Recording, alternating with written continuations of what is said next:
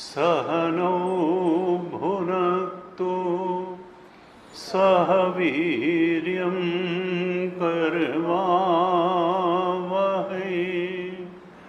तेजस्विनावधीतमस्तु मा विद्विषावहै।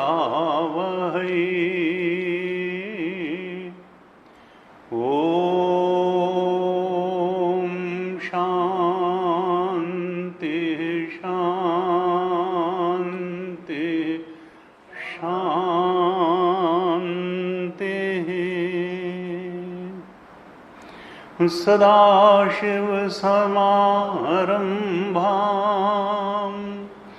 शङ्कराचार्यमध्यमाम् अस्मदाचार्यपर्यन्तां वन्दे गुरुपरम्पराम्।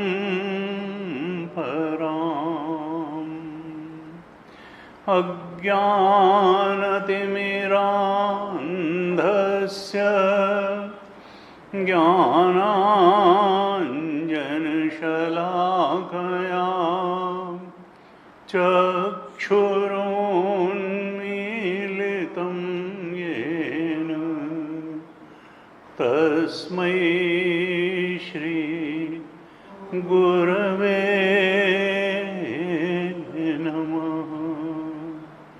तस्मै श्री गुरवे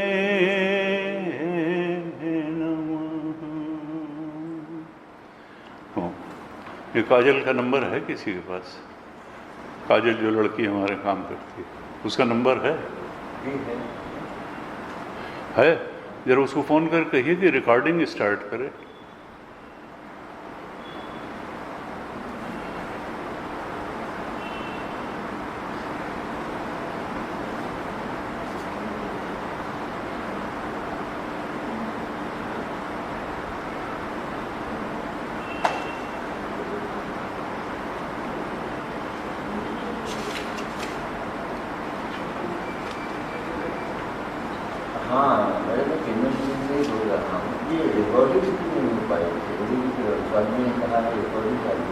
हमारी बात करा दी।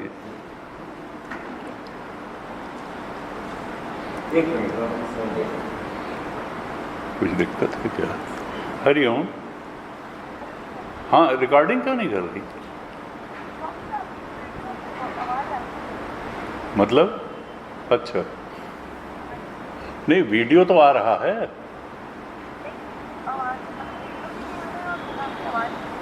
नहीं तो हमारे यहाँ तो वीडियो आ रहा है। अच्छा, हम ज्वाइन ऑडियो करें? हुआ। अच्छा, तो क्या है, अब आ रही है आवाज़?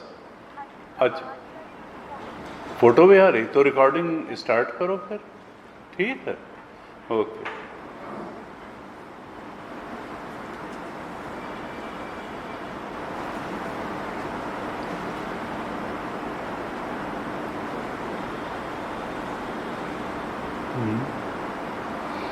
कितने सारे बने हुए हैं। हाँ, सच्चिदानंद रूपाय विश्वोत्पत्ति हेतवे तापत्रय विनाशाय श्रीकृष्णाय वयं नुमः। यं प्रव्रजन्तमनुपेतमपेतकृत्यं द्वैपायनो विरहकातर आजुहाव। पुत्रेति तन्मयतया तरवोऽभिनेदुः तं सर्वभूतहृदयं मुनिमानतोऽस्मि।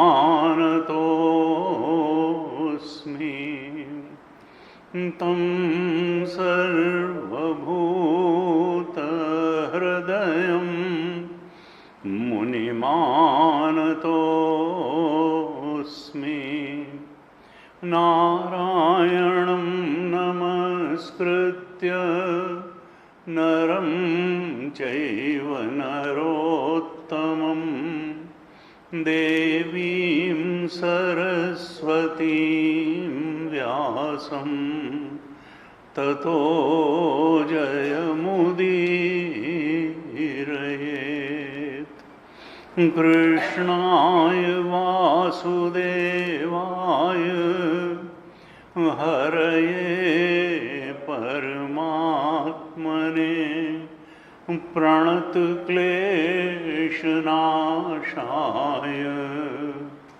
गोविन्दाय नमो नमः।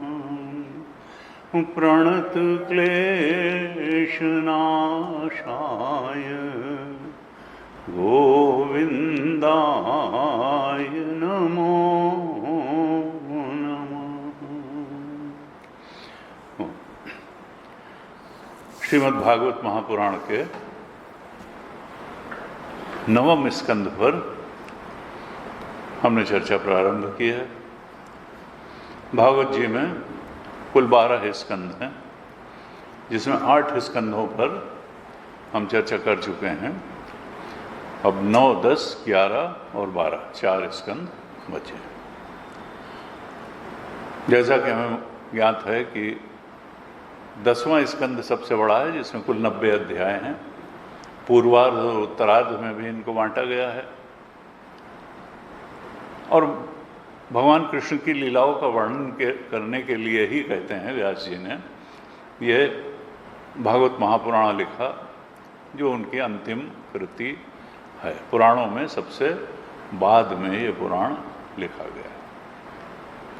ये जो 9वां स्कंद है, ये इसमें राजाओं के वंशों का वर्णन है। पहले 13 कुल 24 अध्याय इसमें हैं। पहले 13 अध्याय में सूर्य वंश के राजाओं का वर्णन है और बाद के 11 अध्यायों में चंद्रवंश के राजाओं का वर्णन है। सूर्य वंश के राजाओं में ही रामचंद्र जी का भी जन्म हुआ और चंद्रवंश के राजाओं में भगवान कृष्ण का जन्म हुआ। तो ये सारे के सारे राजा बड़े भगवत भक्त थे और बड़े ऐश्वर्यवान भी थे। चक्रवर्ती सम्राट थे, इनमें ज़्यादातर तो चक्रवर्ती सम्राट थे, यानी पूरी धरती का राज्य इनके पास था, ऐश्वर्यवान थे। लेकिन ध्यान देने की बात है, जैसे आजकल समाज में है कि जो ज़्यादा धनाढ्य हो जाता है, सांसारिक रूप से उन्नति प्राप्त कर लेता है, तो वो भगवान से थोड़ा दूर चला जाता है और भोगों के थोड़ा पास चला जाता है। उसको लगता है भगवान का नाम लेना थोड़ा पिछड़ेपन की। 16वीं शताब्दी का आदमी कहाँ से आ गया भगवान की बात करने लगा। हम तो 21वीं नहीं 22वीं शताब्दी के हैं। वो समझ नहीं पाता है कि अंतर यात्रा, शांति अंदर की चीज़ है, सुख अंदर की चीज़ है, क्षमा करुणा दया तृप्ति अंदर की चीज़ है, बाहर थोड़ा मिलती है। तो अंदर पाना बाहर पाने से बहुत ज़्यादा महत्वपूर्ण है। बाहर तो इस शरीर के लिए, फिजिकल बॉडी के लिए रोटी कपड़ा मकान मिलेगा। जितने भी उच्च अनुभूतियां हैं प्रेम है, आत्मीयता है, दया है, करुणा है, सम्मान है, वो सब अंदर ही अनुभव की जाती हैं। और अंदर के गुण जब व्यक्ति में बढ़ते जाते हैं तो फिर उसको ये चीज़ें प्राप्त होती हैं। एक ये भी नियम है कि हम जो कुछ भी चाहते हैं वो हम अपने आप को नहीं दे सकते हैं, वो किसी और से ही मिलता है। कोई अपने घर में कल्पवृक्ष नहीं लगाता है। पैसा भी अगर चाहिए तो कोई और ही आपको देगा, सम्मान चाहिए तो कोई और ही आपको देगा, बीमार पड़ेंगे तो दवाई कोई और ही लिखेगा और ही ला के देगा। आपको जो भी चीज़ें चाहिए वो कोई दूसरा ही।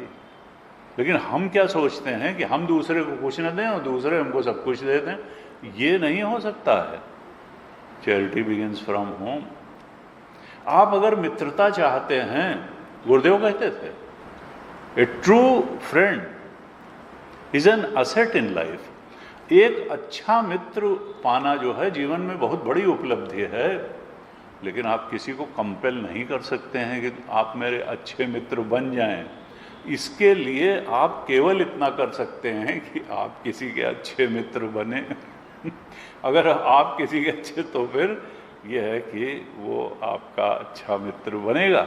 आप अच्छे बन करके दूसरों को अपने प्रति अच्छा और सम्मानजनक व्यवहार करने के लिए प्रेरित कर सकते हैं। लेकिन अगर आपने तो दूसरे के साथ जो है कोई नेकी करी नहीं हो, सोचा दुनिया हमारे साथ नेकी करेगी, तो ऐसा होने वाला नहीं है।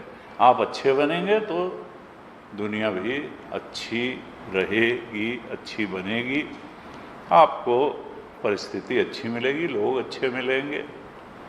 और ये इसी सब की तरफ बढ़ाने के लिए गीता जी का उपदेश है, उपनिषदों का, भागवत जी का, कि देखो अंदर से अच्छे बनो, भावनाएं अच्छी रखो, विचार अच्छे रखो, वाणी अच्छी रखो, कर्म अच्छे रखो, तो फिर सब अच्छा होगा। और अगर इसमें तुमने चालाक अपने को समझते हुए बिगाड़ किया तो बाहर से ऐश्वर्य चाहे जितना हो। इन राजाओं की कथाओं से यही प्रेरणा है कि ऐश्वर्यशाली और प्रजावत्सल और प्रजा का सम्मान पाते हुए, देवताओं से भी सम्मान पाते हुए, ये सब भगवत परायण जीवन जीने वाले हुए, धार्मिक कार्य संपन्न करने वाले हुए, आध्यात्मिक उन्नति प्राप्त करने वाले हुए, अपने ब्रह्मज्ञानी ऋषियों की सेवा करने वाले हुए, गुरु सेवी हुए और सद्गुणी हुए। ऐसा करने से ही फिर उनके जीवन में भक्ति ज्ञान बना रहा और जीवन के अंतिम चरण में वैराग्य की पराकाष्ठा पर पहुंचकर ये सब परम पद को, आत्मबोध को प्राप्त हो गए। ये सब जीवन मुक्त हुए और विदेह मुक्त भी हुए। तो ये चक्रवर्ती सम्राट के साथ भगवत भक्त भी हुए, लेकिन ये भी तय है कि कोई काल के गाल से बचा नहीं। चले वो भी गए, चले हम भी जाएंगे। इनका चित्रण सिर्फ इसीलिए है कि तुम भी इनके अनुसार इस भुलावे में न रहो कि सांसारिक उन्नति ही जीवन में एकमात्र प्राप्त करने योग्य बात है। वो तो ठीक है सांसारिक उन्नति, लेकिन आध्यात्मिक उन्नति उससे बहुत ज़्यादा महत्वपूर्ण बात है। तो ये सारे राजा जो है, क्योंकि हम यहाँ आए हैं तो कुछ इच्छाएं लेके ही आए हैं, मिश्रित कर्मों का ही परिणाम ये मनुष्य योनि है। कुछ अच्छे कर्म फल देने के लिए परिपक्व हुए होंगे, कुछ खराब कर्म, तो इसलिए ऊपर नीचे तो चलेगा। एक जैसे तो किसी के दिन गए नहीं, कभी अनुकूल परिस्थिति आएगी, कभी प्रतिकूल आएगी, लेकिन हम समभाव रखते हुए दोनों में, अनुकूल परिस्थिति में बहुत ज़्यादा गौरवान्वित न हो, प्रतिकूल में बहुत ज़्यादा डिप्रेशन में न चले जाएं, समता बनाए रखते हुए, प्रभु परायण जीवन जीते हुए अपना कर्तव्य कर्म करते रहें, अच्छे कर्म करते रहें। तो यहाँ पर सब राजा भक्त हुए और उन्होंने ज्ञान, भक्ति और वैराग्य द्वारा अपने वासनागत दोषों की निवृत्ति कर दी। और ये वासनाएं जो है, यही तो वी जो है BMI चार्ट में, वही तो हमारे और हमारे ओंकार स्वरूप के बीच में बाधा बन करके खड़ी हुई है। ये अगर चले जाएं, यदा सर्वे प्रमुच्यन्ते कामा येस्य हृदि श्रिता अथ मर्त्यो अमृतो भवति अत्र ब्रह्म सवश्नुते। तो हम जो है वासनाओं ने जो मन को मलिन कर रखा है, वासनाएं हटने से अगर मन पूरी तरह से शुद्ध हो जाए तो फिर मन तो आत्मस्वरूप है। आत्मा के अलावा सच्ची चीज़ तो कुछ है नहीं। ये मन के माध्यम से देखने के कारण ही तो हम आत्मा को कभी जीव के रूप में देखते हैं, कभी जगत के रूप में देखते हैं, कभी ईश्वर है तो एक ओंकार तत्व, एक ब्रह्म तत्व, एक आत्म तत्व। ये जो साक्षी है, ये जब लिप्त हो जाता है तो फिर वृत्ति रूप हो करके हमारी छाती पे चढ़ बैठता है, और नहीं तो फिर ये साक्षी तो ब्रह्म है। हमारी चेतना ब्रह्म चेतन है। जीव चेतन तो हमारी इच्छाओं की आसक्ति ने उस चेतन को जीव चेतन बना के हमको भटका रही है, जीवन में भटकाती है, परिस्थिति में भटकाती है, मन स्थिति में भटकाती है, और शरीर से शरीर में भटकाती है। ये आसक्ति अगर छूट जाए वृत्ति की और विषयों की और संसार की, तो आसक्ति की जो भक्ति आ जाए जीवन में। क्योंकि संसार में ही सद्गुरु है, संसार में ही शास्त्र है, और संसार में ही ये बुद्धि कोई हमारी दुश्मन नहीं। मन भी, मन जो है अगर भगवान में लग जाए तो मुक्ति का कारण बन जाएगा, और संसार में लग जाए तो बंधन का कारण। मन एवं मनुष्याणाम कारणम बंध मोक्षयो।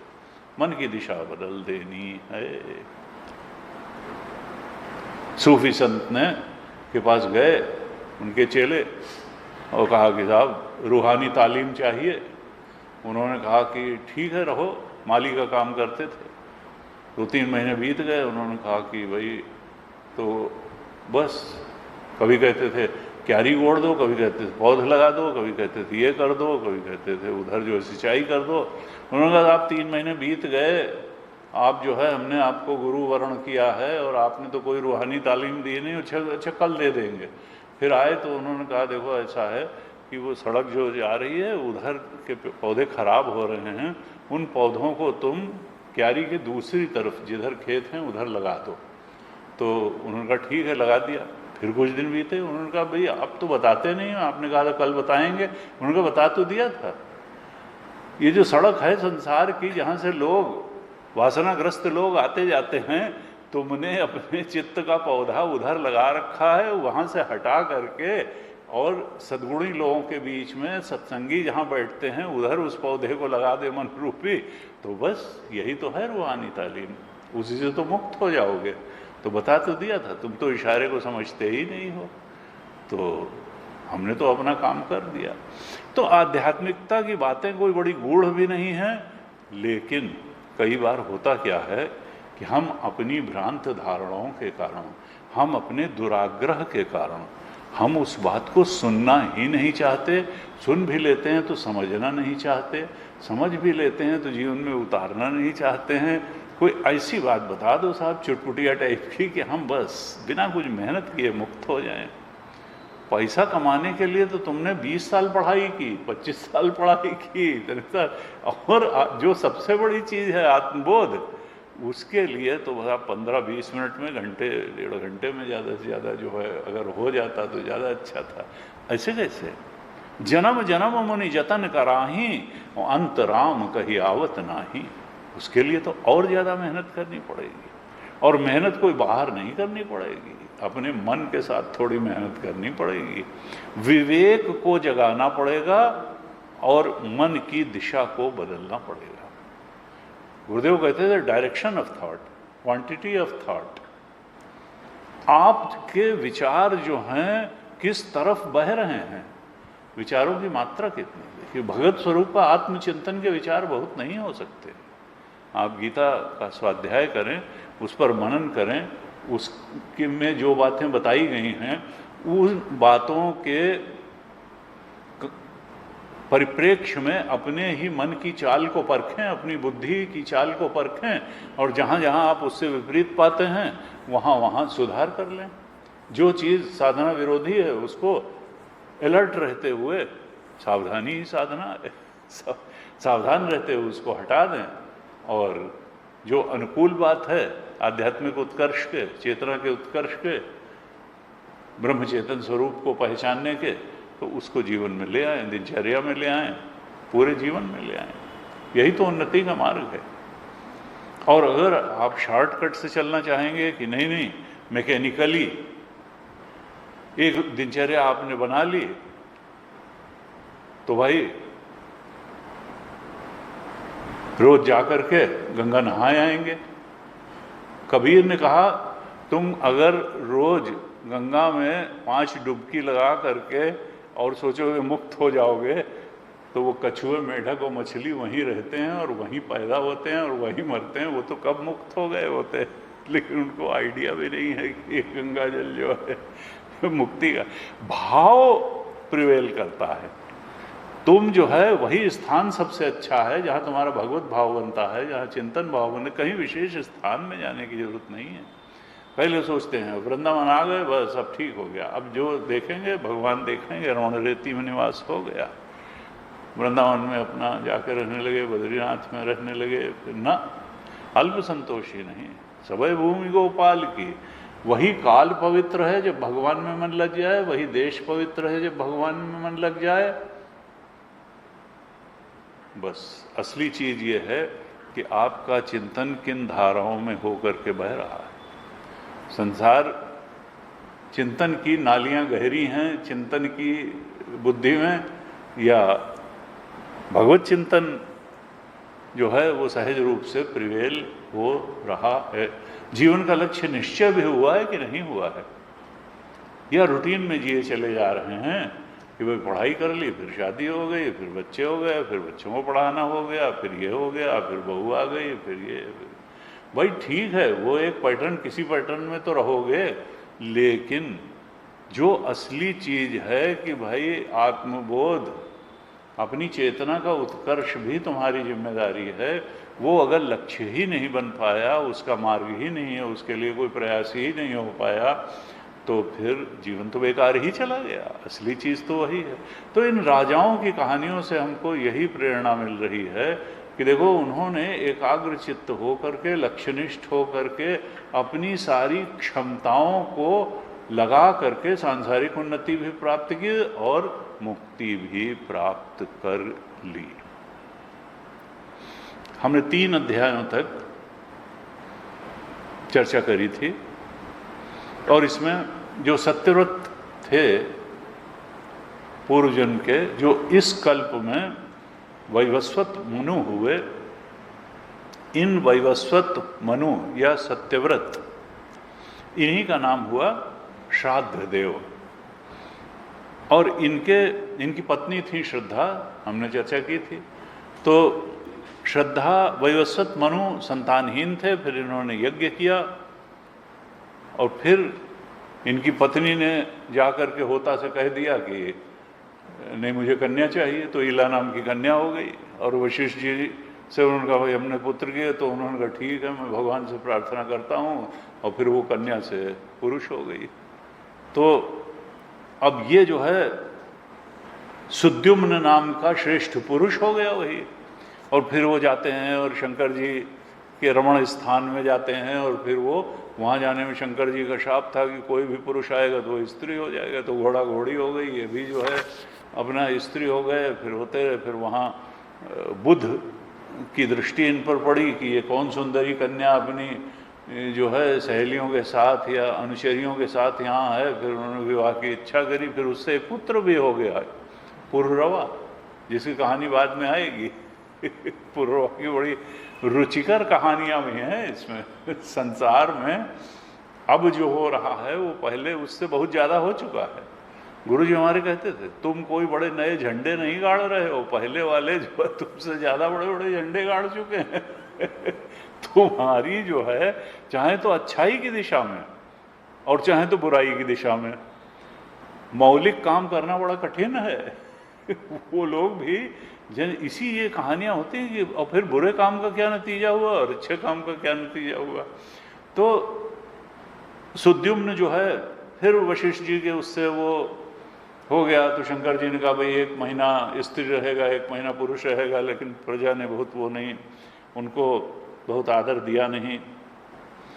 तो ये तो इनकी कथा हुई थी सुद्युम्न की, और इला से बने इनके पुररवा भी हो गया, जिसको कि बाद में जब ये तपस्या करने के लिए गए तब जो स्त्री वेश में जब ये थे तो उससे पुरुरवा की उत्पत्ति, तो पुरुरवा को राज्य सौंप करके ये वन चले गए थे तपस्या करने। और बाद में इन्हीं श्राद्ध देव के 10 पुत्र और हुए थे। उन 10 पुत्रों में भी हम लोग 8 की बात दूसरे और तीसरे अध्याय में देख चुके हैं, जिनमें एक थे प्रसिद्ध, जिनको गायों का चार्ज दिया गया था। वो अंधकार था, वर्षा हो रही थी और वो बाघ घुस आया और उन्होंने जो है हड़बड़ मच गई रात में, कुछ दिखाई नहीं दिया। इन्होंने तलवार उठा करके बाघ को मारने का प्रयास किया और गाय को मार डाला। और तब फिर गुरु ने कहा कि भाई वशिष्ठ जी ने श्राप दे दिया कि तुमने गौ हत्या की है, तुम शूद्र हो जाओ। तो क्षत्रिय से शूद्र हो गए। और फिर लेकिन इन्होंने भगवान में इतना मन लगाया, इतना मन लगाया, इतना भगवत स्मरण भगवत चिंतन किया कि ये जो है आत्मबोध को, परमात्मा ज्ञान को उपलब्ध हो गए। और फिर एक स्वयं जो है दावानल धधक रहा था जंगल में, उसमें घुस करके अपने शरीर का अंत कर दिया इन्होंने। तो इस तरह से प्रसिद्ध का वर्णन दूसरे अध्याय में आया था। और तीसरे अध्याय में शर्याती, इनके एक पुत्र थे, उसका वर्णन आया था तीसरे अध्याय में। तो शर्याती की पुत्री थी सुकन्या। ये गए जंगल में शिकार खेलने, वहाँ च्यवन मुनि का आश्रम था। वो बावी बन गई थी तपस्या करते करते। दीमक ने उनके शरीर को घेर लिया था पूरा, केवल नेत्र चमक रहे थे। सुकन्या ने बाल सुलभ चपलता से कांटे उसमें चुभा दिए और खून की धारा बहने निकली। और तब जो है बहुत सबका मलमूत्र ही रुक गया, सारों का, जितने सैनिक वगैरह थे। तब उन्होंने अपनी कन्या का विवाह च्यवन ऋषि के साथ कर दिया कि तुमने इनका अपराध किया, तुम इनकी सेवा करो। फिर अश्विनी कुमार आए और उन्होंने उनको युवावस्था प्रदान कर दी च्यवन ऋषि को। अभी भी हम लोग च्यवन प्राश खाते हैं। तो वो च्यवन ऋषि यही थे, युवा हो गए, वही युवा हो गए। और उनको लगा कि हमारी कन्या जो है इसने अपने पति को छोड़ कर यानी किसके साथ बैठी है। और उन्होंने बहुत बुरा भला कहा सुकन्या को जब वो कराए तो, लेकिन उन्होंने कहा नहीं, ये तो अश्विनी कुमार के आशीर्वाद से ये आपके जामाता युवा हो गए थे। इस प्रकार से च्यवन ऋषि की बात आई। फिर आनर्त इन्हीं के वंश में हुए, उनके पुत्र रेवत हुए, रेवत की कन्या रेवती हुई, वो ब्रह्मलोक गए। और किस प्रकार से उन्होंने फिर लौट करके वहाँ से बलराम जी को अपनी कन्या रेवती का बलराम जी के साथ विवाह कर दिया। तो काल का भी इल्यूजन दिखाया कि वो ब्रह्मलोक गए और वहाँ बस कुछ गाना बजाना सा हो रहा था। उनका थोड़ी देर रुकिए, बात करते हैं। और उतनी देर में जब बात करी, उन्होंने कहा अरे जिनकी आप बात कर रहे हैं, जिन राजकुमारों को अपनी कन्या सौंपने की, उनकी तो 40-40, 50-50 पीढ़ियाँ गुजर गईं। अब तो कृष्ण अवतार हो गया, बलराम जी आए हैं, उनके साथ आप रेवती। तो ये टाइम भी इल्यूजन है, स्पेस भी इल्यूजन है, मैटर भी इल्यूजन है। सत्य क्या है? सत्य तुम्हारी चेतना है बस, और कुछ सत्य नहीं है। और ब्रह्म चेतन, आसक्त चेतन, वृत्ति में आसक्त चेतन नहीं, साक्षी चेतन ही ब्रह्म है। वही सबका अधिष्ठान है, वही सबका प्रकाशक है, वही एकमात्र सत्य है, वही एक, उसी की एकमात्र सत्ता है, वही एकमात्र अस्तित्ववान है। बाकी जो कुछ भी है वो सुपर इम्पोजिशन है, वो आने जाने वाली चीज़ है। अभी अभी बहुत सत्य दिख रही है, अभी भी कहाँ चली जाएगी कुछ पता ही नहीं चलेगा। जितने जिंदा हैं इस धरती पर 8 अरब लोग, उनसे हजारों गुना ज़्यादा लोग इस धरती में समा चुके हैं। स्टोन एज और कॉपर एज और ये एज, होमो सैपियंस और फिर होमो इरेक्टस और जाने कौन कौन से तो मानवीय विकास से होते हुए, और कितनी स्पीशीज़ और प्लांट स्पीशीज़, एनिमल स्पीशीज़ होते हुए हुआ, और सब इसी धरती में समा गई। कहीं कोई पता है इनका? नहीं। तो फिर है क्या? जैसे लाखों साल का अंधेरा प्रकाश की एक किरण से जने कहाँ चला जाता है, उसको ढूंढने की जरूरत नहीं है। उसी तरीके से वो 8 अरब जो जिंदा हैं, उनसे हजारों गुना ज़्यादा लोग जो इसी धरती में समा गए, उनको कहाँ ढूंढोगे? वो तो अंधकार, अज्ञान की न तो अज्ञान का कोई भावात्मक स्थिति होती है और ना अज्ञानजन्य वस्तुओं की कोई भावात्मक स्थिति होती है। सांप की कोई भावात्मक स्थिति थोड़ा, रस्सी की है, आत्मा की भावात्मक स्थिति है। आत्मा पर जो जो कुछ सुपर इम्पोजिशन है वो तो आत्मा के अज्ञान के कारण कामनाएं हैं, और कामनाओं का प्रक्षेपण ये जीवत्व भी है और जगत भी है। और हमारी सारी जो चेंज है ये तो इच्छाओं के कारण है। एक व्यक्ति की इच्छाओं का प्रक्षेपण उसका अपना संसार है, और समष्टि जीवों की इच्छाओं का प्रक्षेपण ये जगत है। लेकिन ये इच्छाएं जो हैं वी, ये अज्ञानजन्य है। वी और वासना और अज्ञान एक ही चीज है। अज्ञान का कोई पॉजिटिव एग्जिस्टेंस नहीं होता है। अज्ञान किसी चीज के ज्ञान के अभाव को अज्ञान कहते हैं, और अज्ञानजन्य वस्तु की भी कोई भावात्मक सत्ता नहीं होती है। न तो अज्ञान की कोई भावात्मक सत्ता है, न अज्ञानजन्य वस्तुओं की कोई भावात्मक सत्ता है। अंधकार की कोई भावात्मक सत्ता थोड़ा होती है। प्रकाश के अभाव को ही अंधकार कहते हैं। इसलिए वो प्रकाश के आने पर कहाँ चला जाएगा ये ढूंढने की जरूरत नहीं है। असल में तो उसकी कोई पॉजिटिव एग्जिस्टेंस था नहीं। लेकिन ये तय है कि अभावात्मक सत्ता होने पर भी वो सत्य को ढक जरूर देता है। रात में कोई चीज दिखाई नहीं देती है। अभी यहाँ बिल्कुल पिच डार्क हो जाए और फिर पूछा जाए किसी से कि बताओ कितनी कुर्सी पड़ी है, तो लोग कहेंगे हम नहीं बता सकते भाई, हम गिन नहीं सकते, इस समय अंधेरा है। कितने लोग बैठे हैं, उनका भाई एग्जैक्टली नहीं बता सकते, अभी गिनने की स्थिति नहीं है। अच्छा तो कितने पंखे चल रहे हैं, उनका नहीं बता सकते, कुछ नहीं बता सकते। अच्छा ये बता सकते हो कि तुम हो कि नहीं हो, उन्होंने कहा हाँ ये बता सकते हैं, हम हैं। हम क्यों? क्योंकि तुम्हारे होने को कोई अज्ञान ढक नहीं सकता है। अपने होने के लिए किसी इंद्रियगत प्रमाण की आवश्यकता नहीं है। इंद्रियां हमारे होने से प्रमाणित होती हैं। इंद्रिय ज्ञान को प्रमाण देने वाली हमारी चेतन सत्ता है, और हम अंदर से ही जानते हैं कि हम हैं। अपनी चेतना को जानने के लिए न तो आँख की जरूरत है, न कान की जरूरत है, न स्वाद की जरूरत है, न कर्मेंद्रिय की, न ज्ञानेंद्रिय की, न बुद्धि की, न मन की। अपने होने को तो बिना इंद्रिय और मन और बुद्धि के मदद के ही आदमी जानता है। क्यों? क्योंकि वो तो सब कुछ का अधिष्ठान। बुद्धि को सत्ता देने वाली हमारी चेतना है, यानी हम हैं। मन को सत्ता देने वाले हम हैं, कर्मेंद्रियों को सत्ता देने वाले हम हैं, ज्ञानेंद्रियों को सत्ता देने, हमारी सत्ता से ही तो सब कुछ सत्तावान है। सब कुछ के प्रामाणिक होने में जो प्रमाण बनता है, उस चेतना की सिद्धि के लिए कौन सा प्रमाण की आवश्यकता होगी?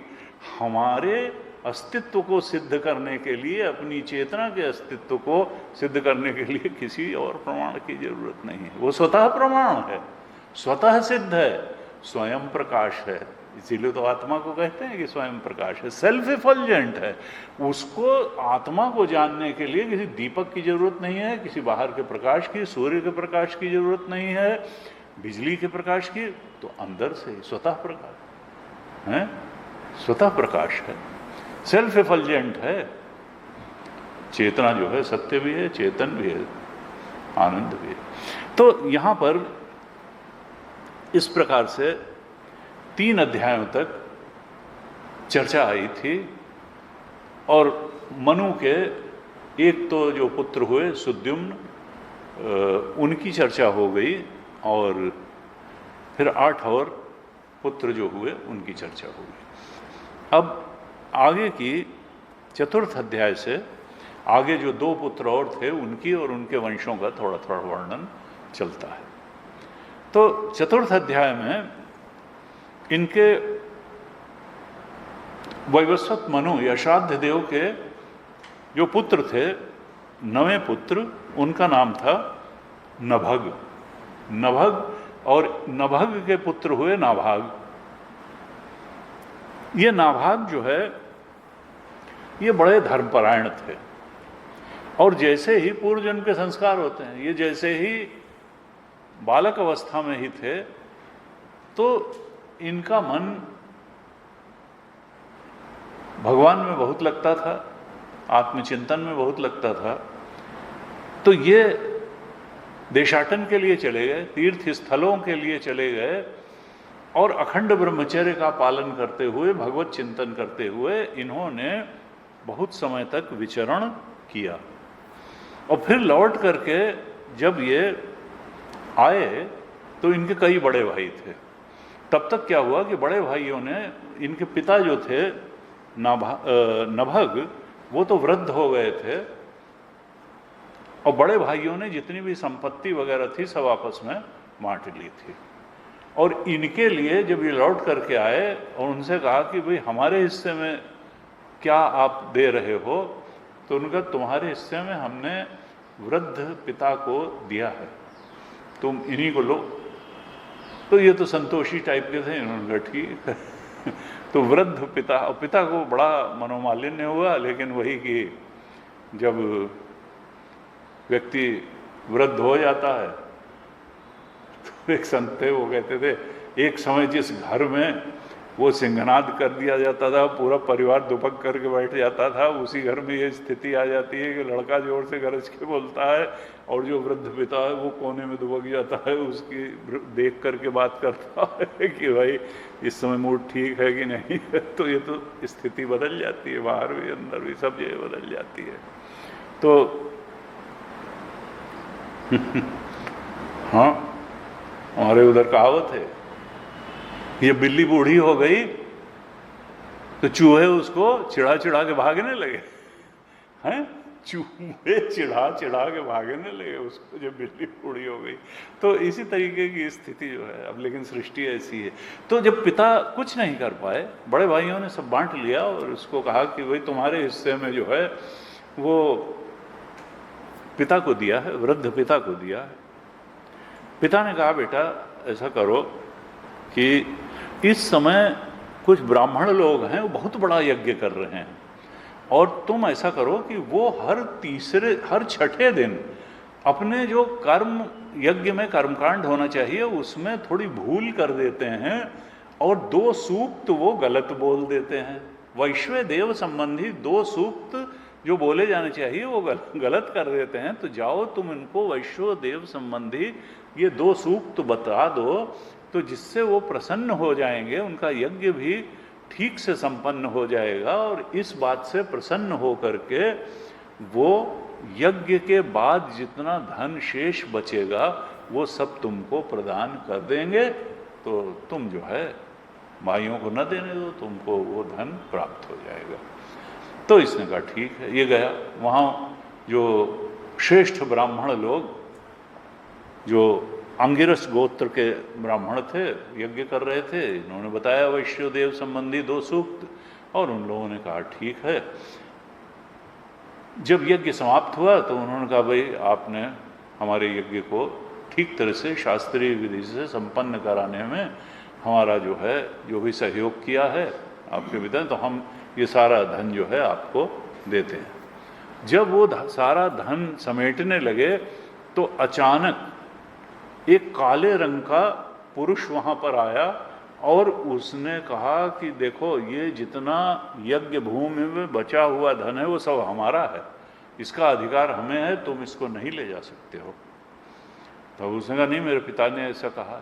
तो उन्होंने कहा जाओ पूछ के आओ पिता से कि इस प्रकार से एक व्यक्ति वहाँ आए हैं और वो कहते हैं नहीं यज्ञ का शेष सब मेरा है और तुम्हारे पिता इस हमारे विवाद का जो निर्णय करेंगे वो हम लोग मान लेंगे।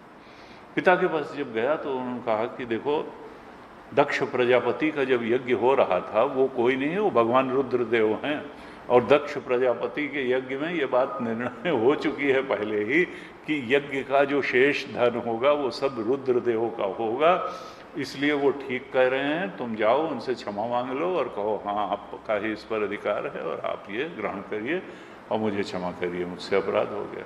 ये लौट करके आए, उन्होंने कहा कि पिता ने मेरे ये निर्णय दिया है तो मैं क्षमा मांगता हूँ, आप जो है इस यज्ञ के शेष धन के अधिकारी हैं, आप इसको ग्रहण करिए। तो रुद्रदेव प्रसन्न हो गए। उन्होंने कहा तुम्हारे पिता भी धर्मनिष्ठ हैं, न्यायनिष्ठ हैं, धर्म के अनुकूल उन्होंने निर्णय दिया है, और तुमने भी आकर के लालच में नहीं आए कि पिता ने कुछ निर्णय दिया था तुम कुछ आगे बता देते, तुमने भी सत्य कहा, इसलिए तुम भी जो है वो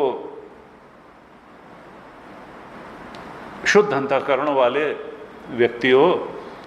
और अब मैं ऐसा करता हूं कि तुम वेदज्ञ ब्राह्मण तो पहले से भी हो, वेद का जो बौद्धिक अर्थ है, जो ज्ञान है वो तो जानते हो। अब मैं तुम्हें ब्रह्म तत्व का उपदेश करता हूं, और ये जो बचा हुआ धन है ये भी मैं तुम्हें प्रदान करता हूं, तो तुम ये बचा हुआ धन भी ले जा सकते हो। और तब रुद्र भगवान ने उनको यानी नाभाग को ब्रह्म तत्व का उपदेश किया, और वो दे करके, धन दे करके, ब्रह्म ज्ञान का उपदेश दे करके वो अंतर्ध्यान हो गए। अब ये नाभाग जो थे ये कृतकृत्य हो गए ब्रह्म ज्ञान प्राप्त करके। नाभाग के पुत्र हुए अम्बरीश, इनका तो नाम सुना होगा, अम्बरीश। इनके पुत्र हुए अम्बरीश, वो भी बड़े धर्मात्मा थे, उदार थे, और इनका तो इतने ज़्यादा धर्मपरायण और भगवत परायण थे कि इनकी सेवा से प्रसन्न होकर के भगवान विष्णु ने इनकी सेवा में अपना, इनकी रक्षा में अपना सुदर्शन चक्र नियुक्त कर दिया था। तो एक बार ऐसा हुआ, इनकी पत्नी भी धर्मपरायणा थी, तो परीक्षित जी कहते हैं कि मैं सुनना चाहता हूं कि जब ये इतने धर्मपरायण थे तो फिर इनका चरित्र मैं सुनना चाहता हूं, और मैं ये भी जानना चाहता हूं कि मैंने सुना है कि दुर्वासा ऋषि ने इनको श्राप दिया था, तो इतने धर्मपरायण राजा को दुर्वासा ऋषि ने श्राप क्यों दिया, क्यों घटना वो घटी।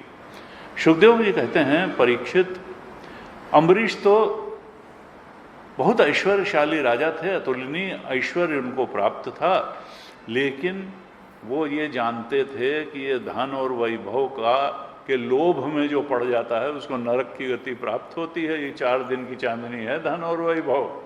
असली साथी ब्रह्म जीव सम सहज संघाती, असली साथ देने वाला तो परमात्मा ही है, हमारा आत्मा ही है।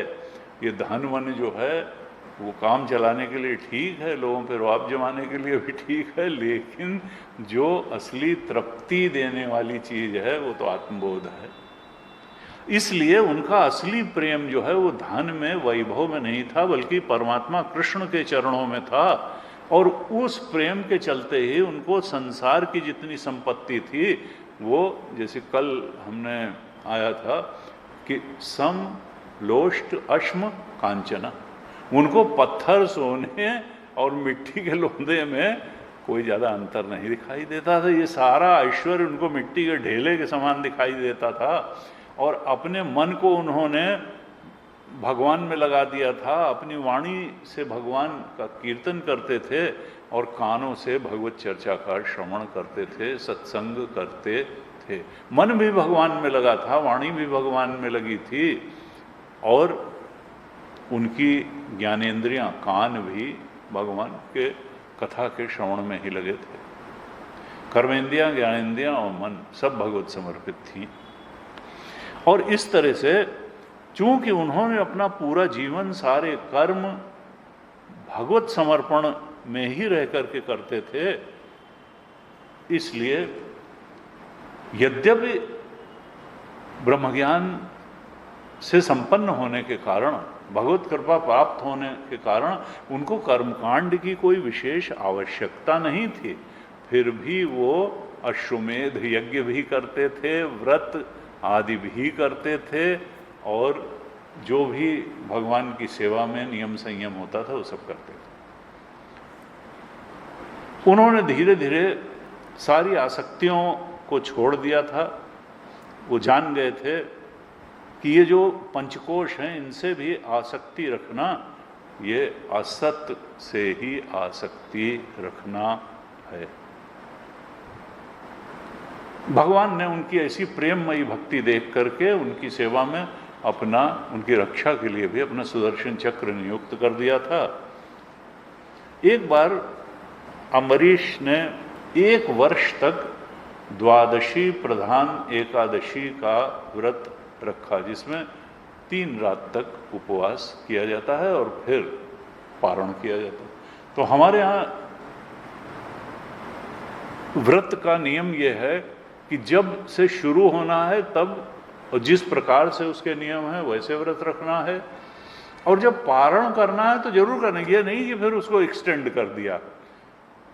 एक जो मुहूर्त है उसमें व्रत प्रारंभ करना है और मुहूर्त बीतने के पहले ही पारण भी कर लेना है, तो व्रत छोड़ भी देना है। तो द्वादशी प्रधान एकादशी का व्रत किया और व्रत की समाप्ति पे 3 रात का उपवास किया। उन्होंने यमुना जी में स्नान किया, भगवान कृष्ण की पूजा की और फिर ब्राह्मणों को भोजन करा करके गौ आदि का दान किया। और अब वो पारण करने की तैयारी कर ही रहे थे, तब तक दुर्वासा ऋषि आ गए अपने शिष्यों के साथ। वो तो आते हैं।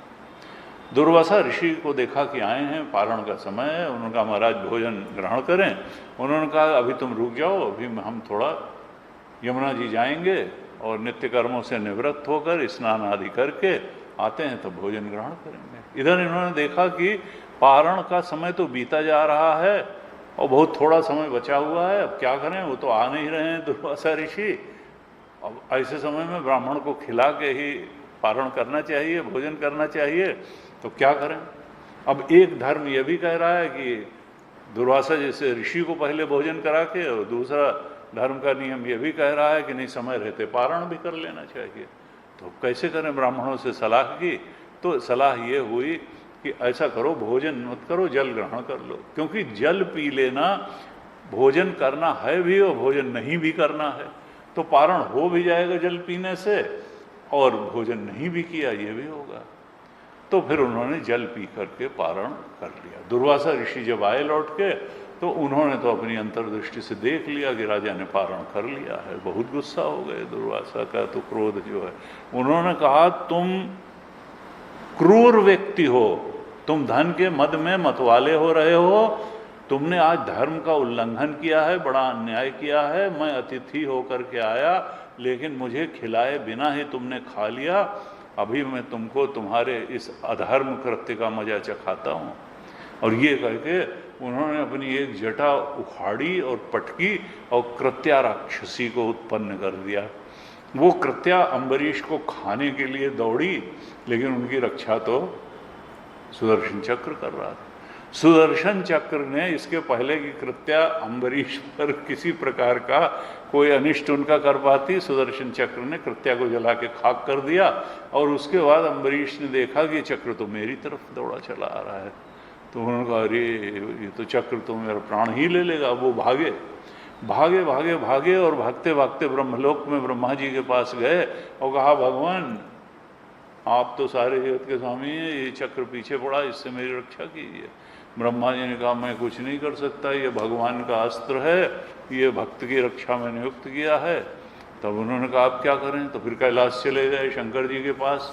शंकर जी ने कहा भाई ना, राम कर द्रोही मैं नहीं रख सकता हूँ, भगवान के भक्त के द्रोही को बचाना मेरे, तुम अगर चाहते हो तो तुम वैकुंठ जाओ, भगवान के चरण पकड़ो, वही बचा ले तो बचा ले। ये वैकुंठ गए और बिल्कुल भगवान के चरणों में पड़ गए कि भगवान मेरी रक्षा कीजिए।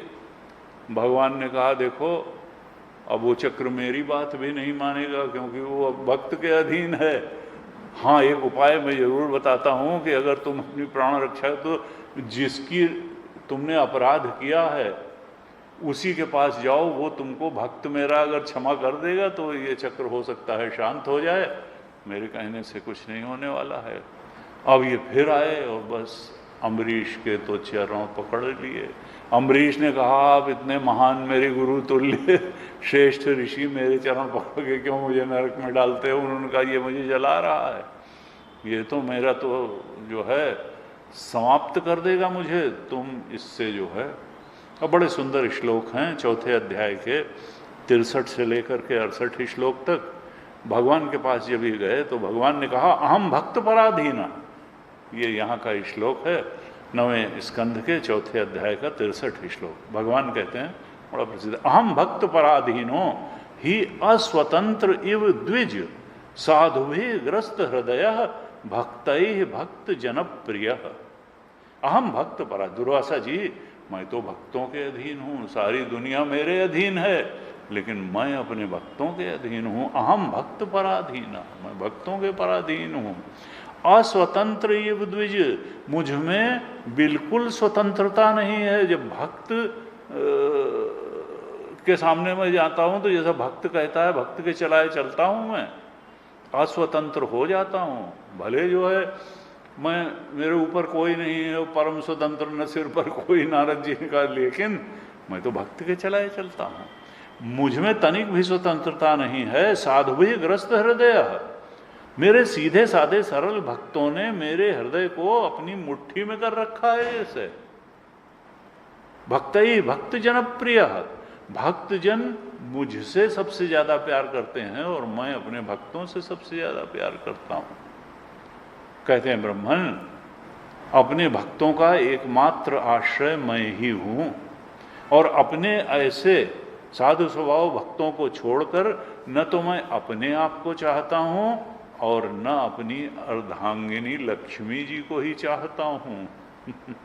कहते हैं जो भक्त सब कुछ छोड़ करके केवल मेरी शरण में आ जाते हैं, उन्हें तो छोड़ने का मैं संकल्प भी कैसे कर। देखिए गीता का अंतिम श्लोक है, सर्वधर्मान परित्यज्य मामेकम शरणम व्रज। ये नहीं कि ऐसे ही पहले तो अपने जो है बैंक बैलेंस की शरण में, उसके बाद नौकरी और पेंशन की शरण में, उसके बाद अपने संबंधियों की शरण में, उसके बाद अपने बाहुबल की शरण, तब कहीं जाके 5वें 6ठे नंबर पे भगवान के ना।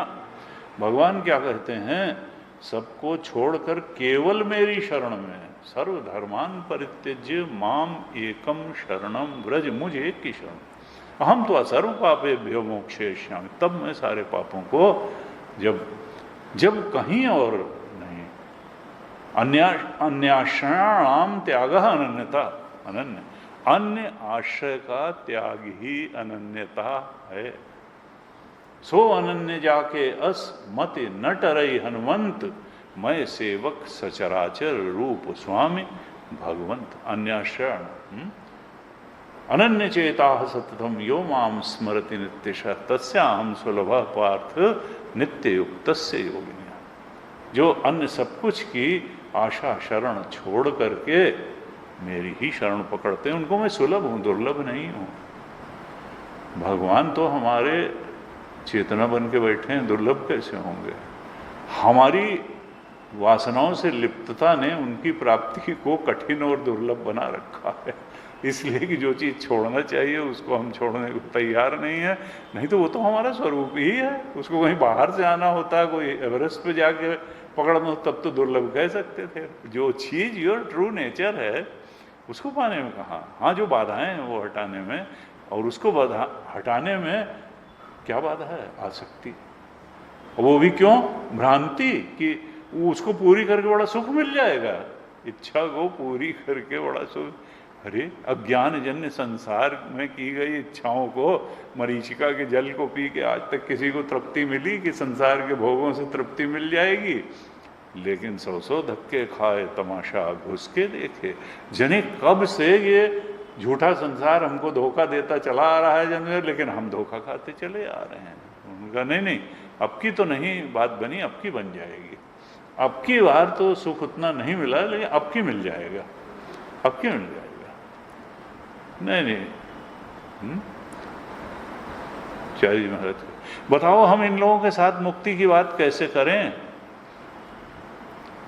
वो आते हैं कहते हैं साहब हमारा सब कुछ बहुत अच्छा है, 3 मकान है, सब संगमरमर का है, बच्चे भी बहुत अच्छे सेटल्ड हैं, सब हमारी पत्नी भी बड़ी सुशील हैं, और सब आप देखिए मुक्ति वगैरह की बात ठीक नहीं है।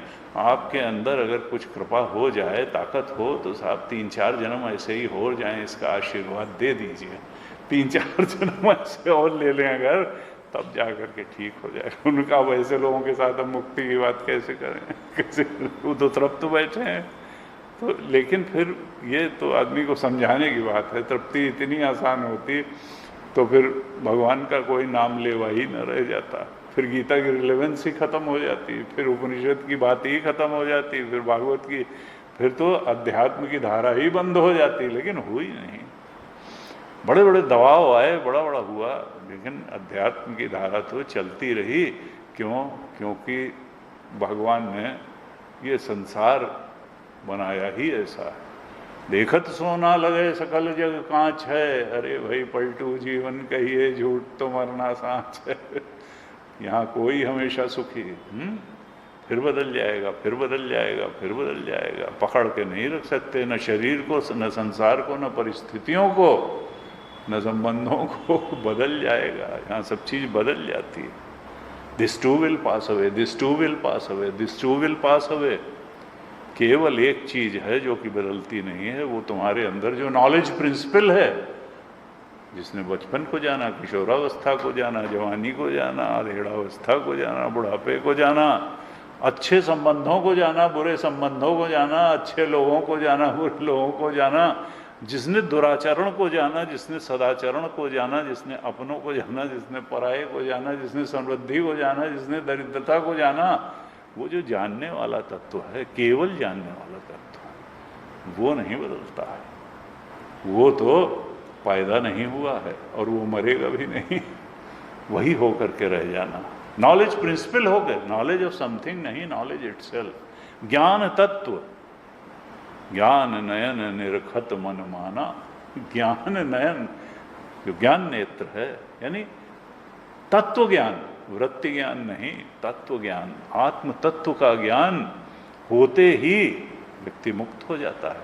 और जब तक वृत्ति और वृत्ति ज्ञान, thought and knowledge gained through thought, thought ही कोई बहुत सच्ची चीज नहीं है, बुद्धि वृत्ति है, तो थॉट से जानी जाने वाली चीज कहाँ सच्ची हो जाएगी। सपने में भी तो लग रहा था जो चीज जान रहे थे बहुत अच्छी है, तो जागृत में भी जो है, जब तत्व का ज्ञान होता है, आत्म तत्व का ज्ञान होता है, तब मुक्ति प्राप्त होती है।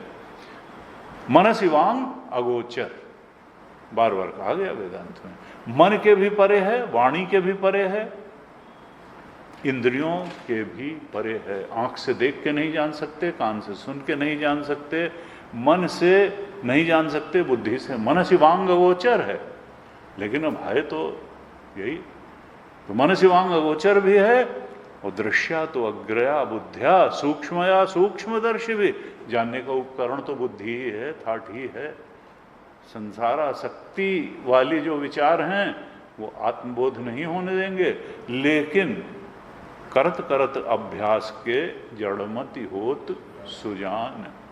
जब हम लगातार सत्संग करते हैं, लगातार भगवत चिंतन करते हैं, लगातार संसार के नश्वरता के स्वरूप का स्मरण करते हैं, शरीर के नश्वरता के स्वरूप का स्मरण करते हैं, और परमात्मा की शाश्वत सत्ता का स्मरण करते हैं, अपने आत्मा के शाश्वत तत्व के रूप में स्मरण करते हैं, तो फिर आने जाने वाली चीज से सहज वैराग्य होता है। जो शाश्वत चीज है उसके पलड़े में बैठने का मन होता है। बुद्धि शुद्ध होती चली जाती है, निर्मल होती चली जाती है, एकाग्र होती चली जाती है, और उस सूक्ष्म और एकाग्र बुद्धि से फिर हम आत्मा के बोध को प्राप्त कर लेते हैं। कठोपनिषद में कहा, दृष्टया तो अग्रया बुद्धिया, उस पैनी बुद्धि से, सूक्ष्म बुद्धि से, पवित्र बुद्धि से, निर्मल बुद्धि से, सूक्ष्मया व्यक्ति उस परम सत्य के बोध को उपलब्ध हो जाता है।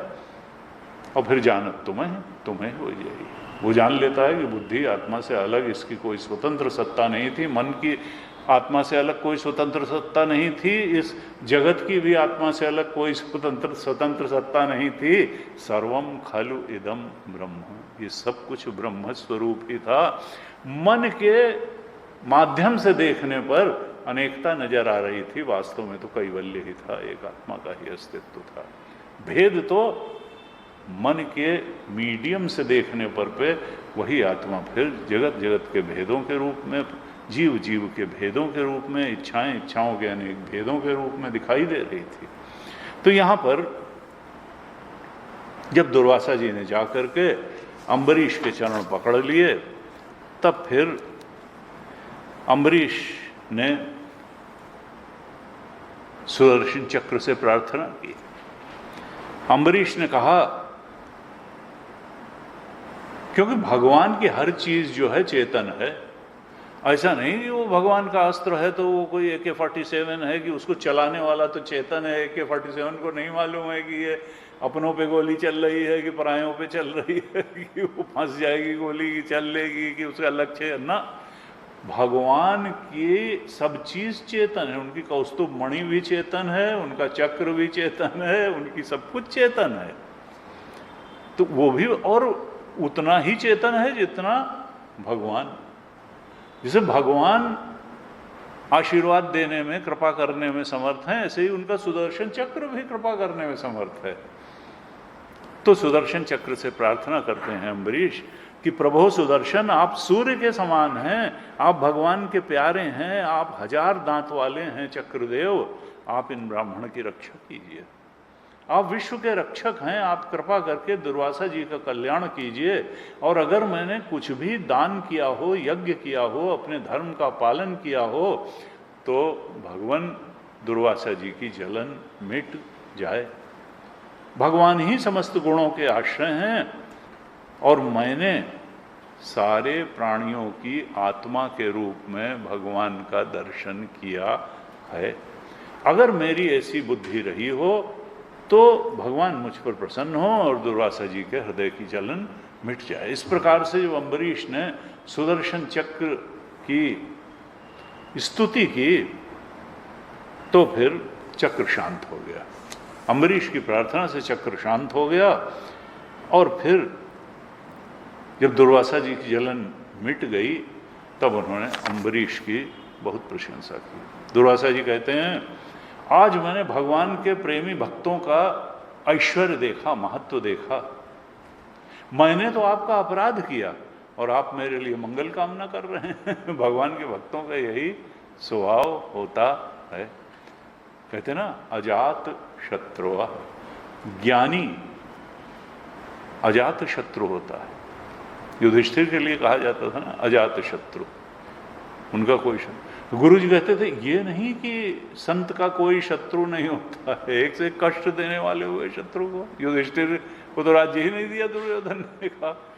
यानी अजात शत्रु का मतलब है उनके अपने अंतःकरण में किसी के प्रति कोई शत्रु भाव नहीं आता था, चाहे कोई उनका कितना भी अनिष्ट करे, कोई उनका कितना भी अपमान करे, कितना भी उनकी दुर्दशा करे उनको, लेकिन उनके अंदर कोई शत्रु भाव नहीं। ये अजात शत्रु का मतलब केवल ये। बाहर तो व्यक्ति अपने स्वभाव के अनुसार कार्य करेगा ही। दुर्वासा जी कहते हैं, भगवान के भक्तों का महत्व देखा, मैंने तो अपराध किया लेकिन आप मंगल कामना कर रहे हैं। आप ऐसा कैसे कर पा रहे हैं? क्योंकि भगवान के चरणों को आपने दृढ़ता से पकड़ लिया है, आपका हृदय उदार है। नहीं तो लोग तो थोड़ी थोड़ी बात का त्याग नहीं कर सकते हैं, और आपने तो मेरे लिए इतना कष्ट सहा। आपने मेरे ऊपर महान अनुग्रह किया, मेरे प्राणों की रक्षा की। और जब इस प्रकार से दुर्वासा जी दोबारा आए तो बड़े आदर पूर्वक अम्बरीश ने अब उनको भोजन कराया, विधि पूर्वक भोजन कराया। और सुखदेव जी कहते हैं परीक्षित से कि परीक्षित, भोजन करने के बाद फिर दुर्वासा जी ब्रह्मलोक की यात्रा की उन्होंने।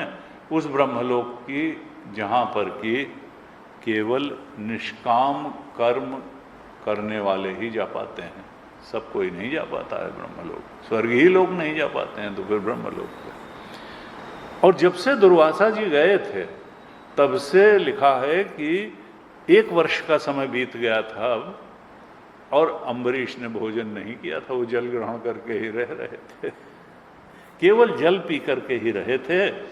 जब दुर्वासा जी को भोजन करा लिया तब उन्होंने भी भोजन ग्रहण किया, और उन्हीं के कारण उनके प्रति शत्रु भाव रख करके कृत्या को उत्पन्न किया था, क्रोध किया था, और फिर उन्हीं की वजह से उनकी प्राण रक्षा भी हुई।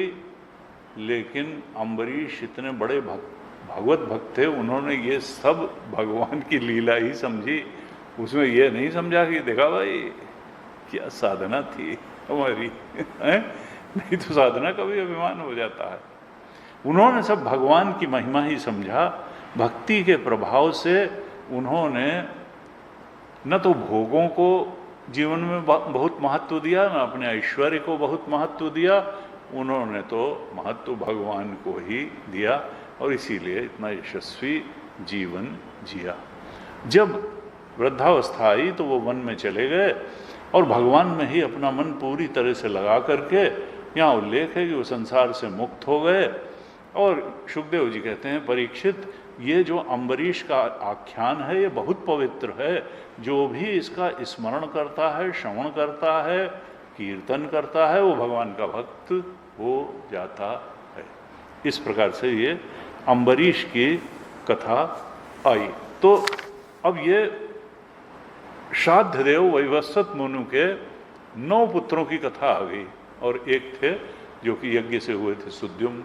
अब एक पुत्र उनके बचे हैं, वो है 10वें पुत्र जो थे इक्ष्वाकु। इक्ष्वाकु। तो यहाँ सुखदेव जी आगे कहते हैं कि परीक्षित, एक बार क्या हुआ, तो पुराणों में तो एक से एक तरीके से है। मनु जी ने को छींक आ गई, छींक आ गई तो उनकी नासिका से एक पुत्र पैदा हो गया, उसका नाम हुआ इक्ष्वाकु।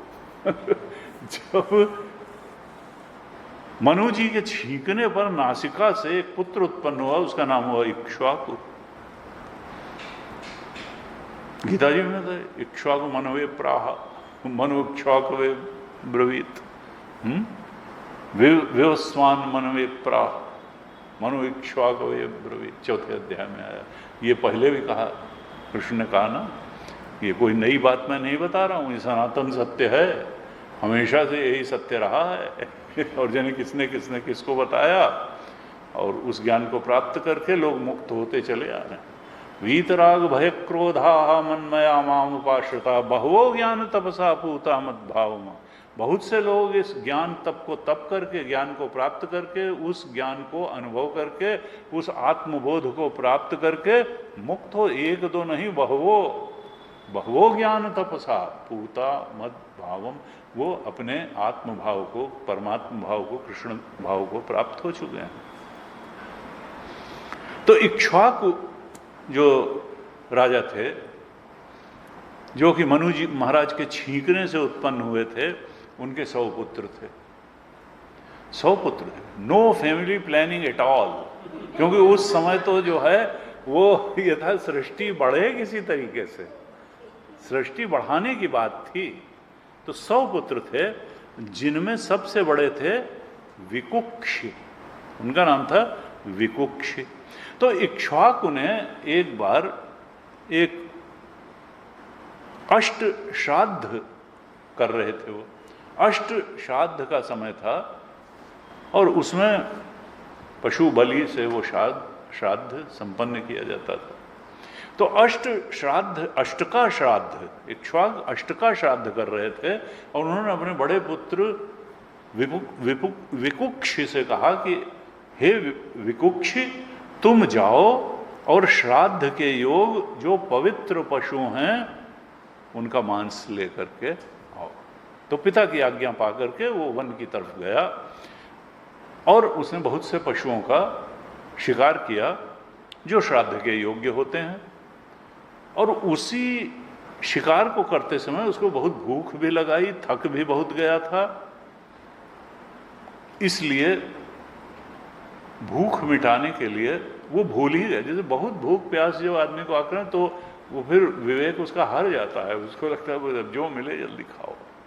तो वो भूल ही गया कि श्राद्ध के लिए जिन पशुओं का मांस ले जा रहा है उन पशुओं को नहीं खाना चाहिए, लेकिन उसने भूख से प्रताड़ित होकर के एक खरगोश खा लिया। एक खरगोश लिखा है खा लिया, और बचा हुआ मांस ला करके पिता को दे दिया।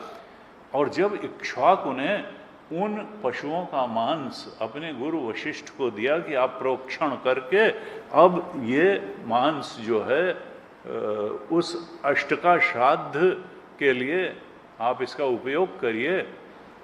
तब वशिष्ठ ने कहा कि ये मांस पूजा में अर्पित करने योग्य नहीं है, ये तो जो है दूषित है, ये श्राद्ध के योग्य नहीं है ये मांस। और जब इक्ष्वाकु को ये पता चला कि ये मेरे पुत्र ने शास्त्र विधि का उल्लंघन किया है, जो श्राद्ध के लिए था उसमें से स्वयं खा लिया, झूठा हो गया, तब वो बहुत गुस्सा हुए, क्रोध किया और उसको अपने देश से निकाल दिया। लेकिन इक्ष्वाकु ने भी गुरु वशिष्ठ से बहुत ज्ञान चर्चा की और जैसा वशिष्ठ ने बताया वैसा साधना पथ अंगीकार किया। सारी साधना करके उन्होंने परम पद को प्राप्त कर लिया, शरीर का त्याग कर दिया। जब उन्होंने शरीर का त्याग कर दिया तो ये विकुक्ष देश निकाला दे दिया था, वो फिर से लौट आए और राजा बन गए और बड़ा पृथ्वी का अच्छा शासन किया और भगवान की आराधना भी की। और इनके पुत्र का नाम हुआ पुरंजय, इनके पुत्र का नाम पुरंजय हुआ। बड़ा प्रतापी था ये पुरंजय, विकुक्ष का पुत्र। इसी को लिखा कोई कोई इंद्रवाह भी कहते हैं और कोई कोई ककुत्स्थ भी कहते हैं। अब सुखदेव जी कहते हैं इनके ये सब नाम क्यों पड़े, ये भी सुन लीजिए। कहा एक बार देवता और दानवों का युद्ध हुआ तो देवताओं ने पुरंजय को सहायता के लिए बुलाया, लेकिन पुरंजय ने एक शर्त रख दी कि अगर देवराज इंद्र हमारे वाहन बनेंगे तब मैं युद्ध करूंगा। तो पहले तो इंद्र ने हिला वाली की, लेकिन कोई रास्ता नहीं देखा, उनको स्वर्ग का राज्य बचाना था। तो फिर वो एक बहुत बड़े बैल बन गए। जब बैल बन गए तो ये पुरंजय जो था उनके ऊपर बैल बने हुए इंद्र पर सवार हुआ और फिर इन्होंने अपना धनुष बाण निकाला और जो जो दानव आते गए सबको ये जो है मार मार करके भगाते चले गए या रणभूमि में सुलाते चले गए। और फिर वो लोग इतने जो है हतोत्साहित हो गए कि जो बचे थे वो भाग भाग करके रणभूमि से दूर चले गए। इस तरह से इन्होंने विजय करके पुरंजय ने सब कुछ जीत करके इंद्र को सौंप दिया। अब चूंकि उन्होंने स्वर्गपुरी पर विजय प्राप्त की, इसलिए पुर को जीतने के कारण पुरंजय इनका नाम हुआ। इंद्र को वाहन बनाने के कारण इनका नाम हुआ इंद्रवाह। और बैल के ककुद यानी जो उसका पुट्ठा होता है उस पर बैठने की वजह से इनका नाम ककुत्स्थ भी पड़ गया। तो इस तरह से नामों का वर्णन है। अब कहते हैं कि इनमें जो है इक्ष्वाकु के ही वंश में फिर एक राजा हुए जिनका नाम था युवनाश्व। युवनाश्व जो थे वो संतानहीन थे और इसलिए बहुत दुखी रहते थे कि देखो तो भय गलानी मेरे मोरे सुत नहीं, जैसे मनु और शत्रुपा का आता है। तो बहुत दुखी होकर के वो चले गए। इनकी 100 पत्नियां थी, तो 100 की 100 पत्नियों के साथ ये वन में जा चले गए। बड़े मलोमालिन्य हो गए कि देखो मेरे संतान नहीं है। और वहाँ पर क्या हुआ, जब ऋषियों को मालूम पड़ा कि राजा आया है और इतना दुखी है, तो उन्होंने कहा राजन तुम यज्ञ करो। और उन्होंने इंद्र देवता का यज्ञ कराया और कहा देखो इसमें कलश में जो जल रखा हुआ है, ये जब तुम्हारी पत्नियां यज्ञ के पश्चात इस जल को ग्रहण करेंगी तो तुमको पुत्र की प्राप्ति होगी। और ये कहकर के यज्ञ उन्होंने प्रारंभ कराया इंद्र देवता का। यज्ञ करीब करीब समापन की तरफ था और सब लोग सो रहे थे रात में। और ये जो युवनाश्व थे इनको रात में बहुत प्यास लगी और इन्होंने कहा कि भाई चारों तरफ ढूंढा, कहीं पानी मिला ही नहीं इनको। अंत में पानी कहाँ मिला, वो जो पुत्र प्राप्ति के लिए जो कलश का जल रखा था वही देखा है। और तब प्यास से पीड़ित होकर के इन्होंने वही जल जो है पी लिया। सवेरे जब ऋषियों ने देखा कि अरे कलश का जल कहाँ चला गया, तब युवनाश्व ने कहा कि उसको तो मैंने पी लिया। उन्होंने कहा भाई देखो भगवान की कैसी लीला है। और फिर तो अब तो वो पुत्र प्राप्ति के लिए जल था। समय बीतने पर इनकी दाहिनी कोख फाड़ करके एक पुत्र का जन्म हुआ।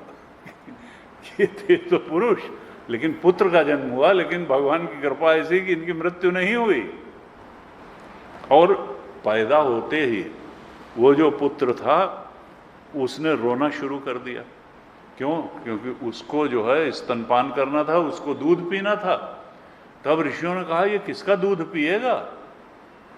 वो कलश के जल से पैदा तो हो गया युनाश के पेट से। अब तो इंद्र ने कहा कि मेरा यज्ञ हो रहा था, ये मेरा दूध पिएगा। और ये कह के उन्होंने अपनी तर्जनी उंगली उसके मुंह में डाल दी।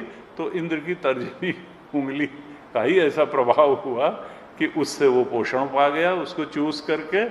और वो जो है ये बड़ा ही यशस्वी बालक हुआ और इसका नाम हुआ मानधाता। आप लोगों ने सुना होगा मानधाता जो है बड़ा, ये चक्रवर्ती राजा हुए मानधाता। ये आत्मज्ञानी थे, लेकिन फिर भी ये भी यज्ञ बहुत करते थे और भगवान को प्रसन्न करने के लिए ये इन्होंने बहुत सारे अश्वमेध यज्ञ किए। मानधाता की पत्नी थी, उनका नाम था बिंदुमती।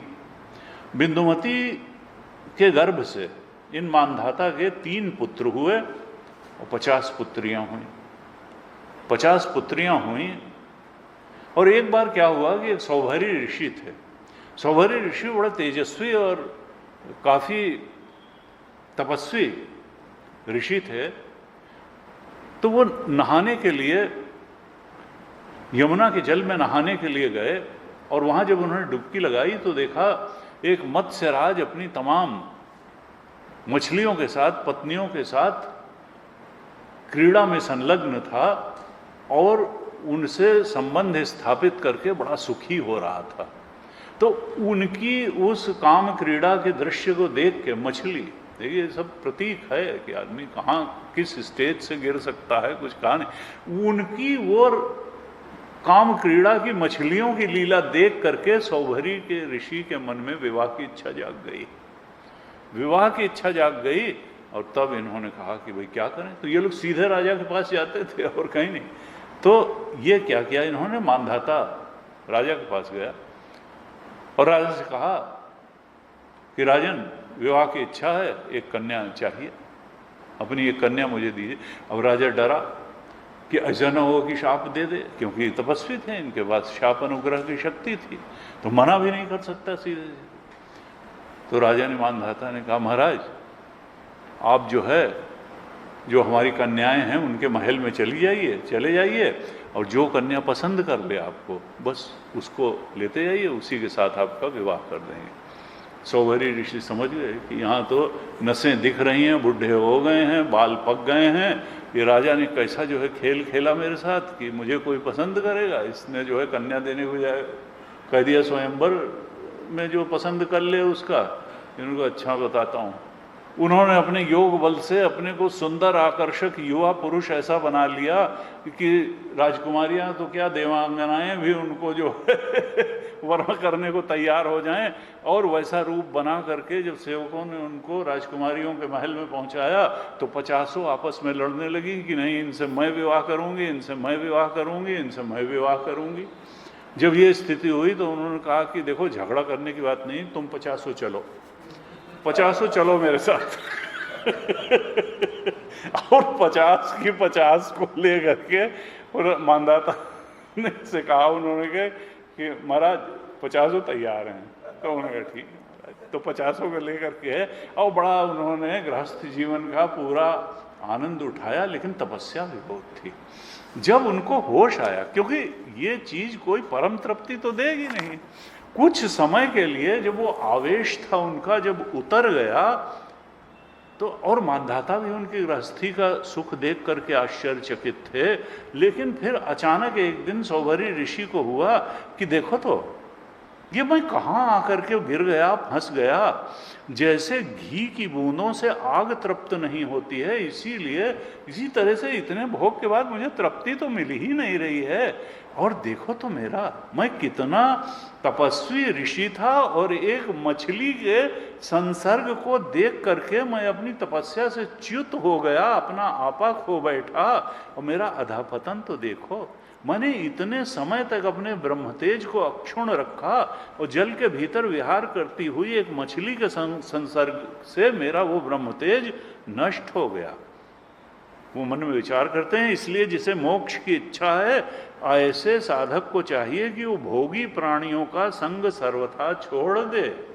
नहीं तो जब मछली के भोग से ये हालत हो सकती है, तो फिर अजामिल का तो उदाहरण पहले आ ही चुका है।